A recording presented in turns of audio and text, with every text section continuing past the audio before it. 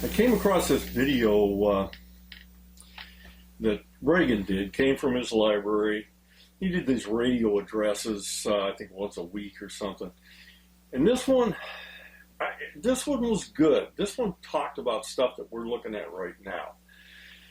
And this is mostly about tariffs and, Donnie Boy and his, kind of jumping in and throwing everything in a cocked hat. Reagan talked about the way tariffs work and the negatives they can do. And it kind of fits with the way I look at things too. When there's free exchange of ideas and devices, everything gets better.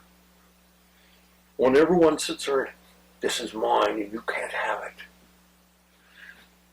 then it doesn't work good because there's not enough interaction. And he starts talking about that.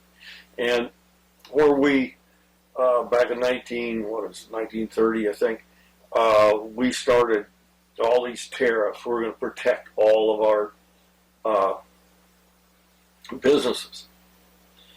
It didn't work. The result was a deepening depression.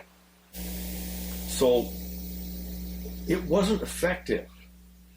It seems right, and it fits so many things that we do right now. And so I want you to watch this video and see what you think. And at the end, I'm going to do a little bit of comment on it. One of the important issues in the Canadian election was trade. And like our own citizens earlier this month, our neighbors have sent a strong message rejecting protectionism and reaffirming that more trade, not less, is the wave of the future.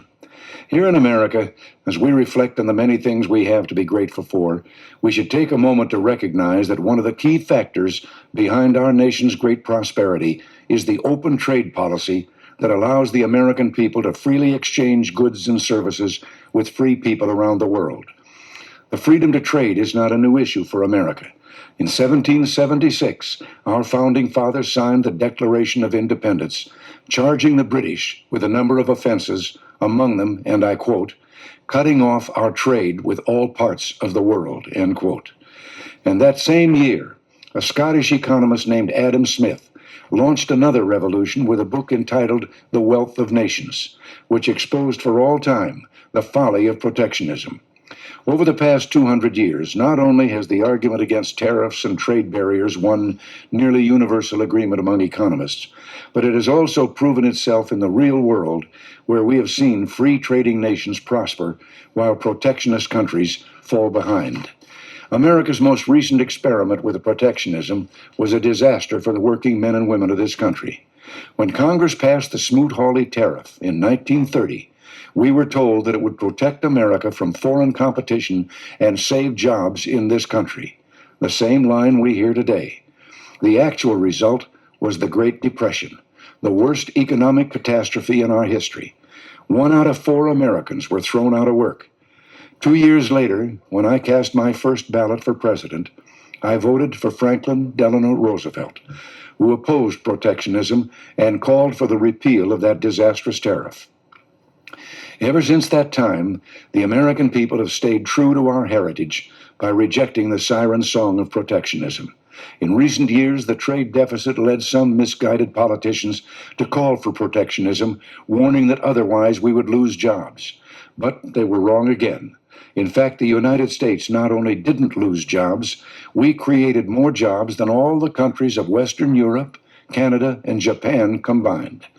The record is clear that when America's total trade has increased, American jobs have also increased. And when our total trade has declined, so have the number of jobs. Part of the difficulty in accepting the good news about trade is in our words. We too often talk about trade while using the vocabulary of war. In war, for one side to win, the other must lose. But commerce is not warfare. Trade is an economic alliance that benefits both countries. There are no losers, only winners, and trade helps strengthen the free world. Yet today, protectionism is being used by some American politicians as a cheap form of nationalism, a fig leaf for those unwilling to maintain America's military strength and who lack the resolve to stand up to real enemies, countries that would use violence against us or our allies. Our peaceful trading partners are not our enemies. They are our allies.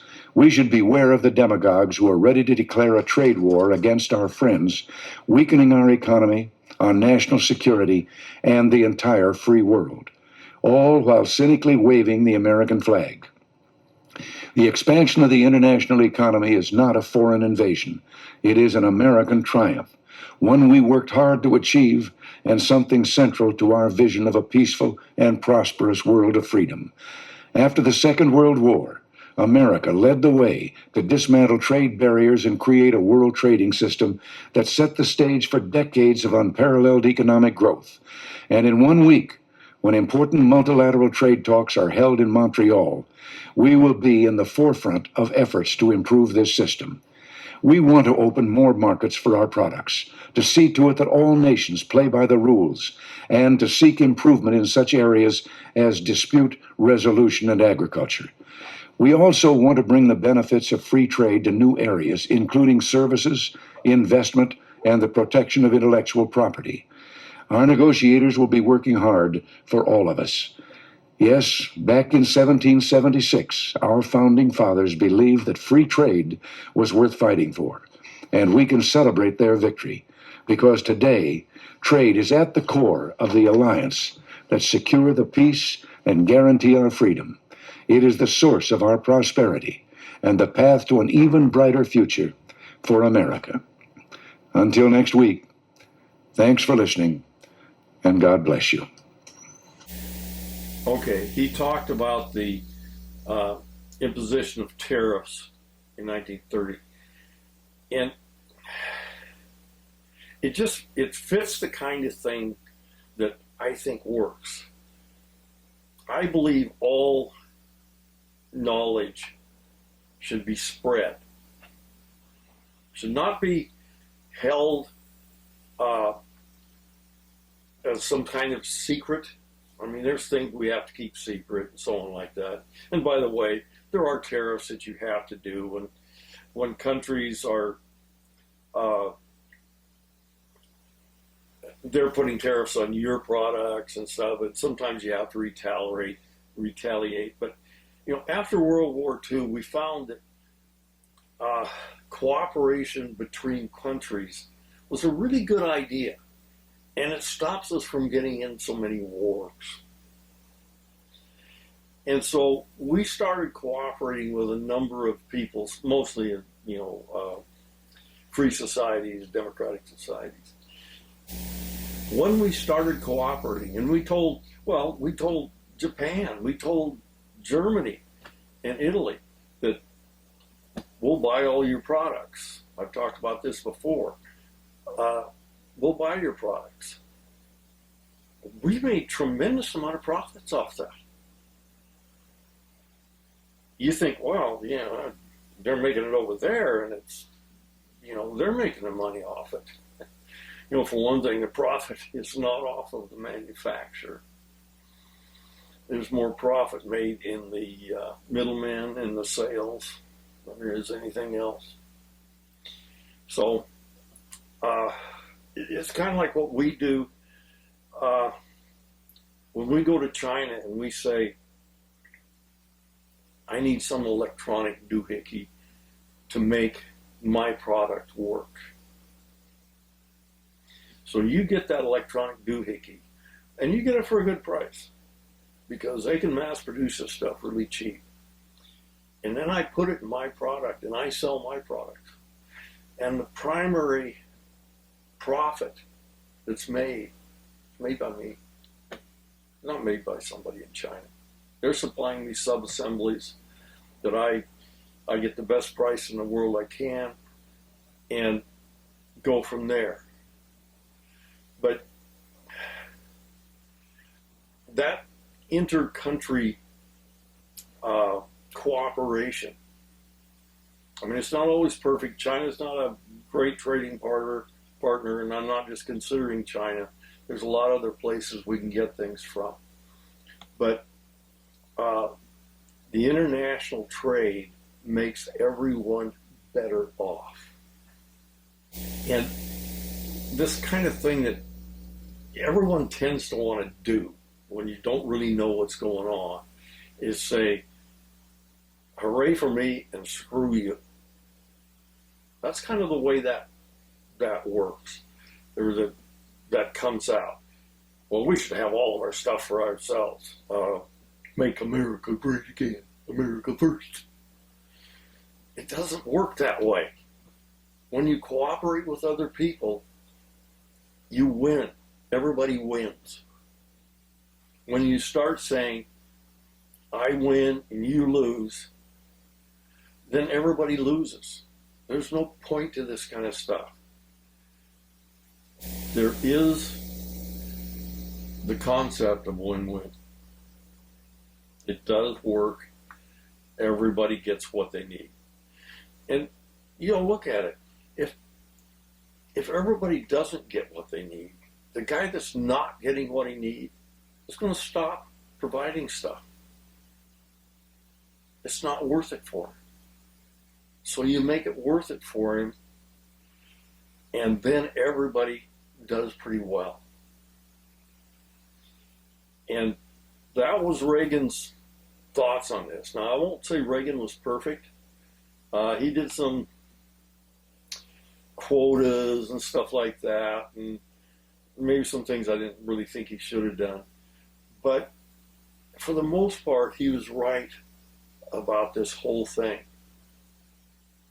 Everybody does okay. And that's really what we're looking for. Not to tear someone else down so that I can stand on top of them. Because that doesn't work. At least it doesn't work for quite a while. When you have the position that our glorious leader comes up with now, where he says, well, these people have been screwing us for the last 100 years or 50 years or whatever the heck. They have not been doing that. We've had free trade, which meant we all did okay. Yeah, we supplied a lot of the military power to keep democracies as safe as we could do them. But when you provide the vast majority of the power, you also call the tune. Our idea of how things should work in the world is accepted because we're the biggest supplier of that power. And when we say, well, everybody else should pay for this and pay for that and provide all these weapons or whatever, then they call the tune, not you. Okay, that's it on this one.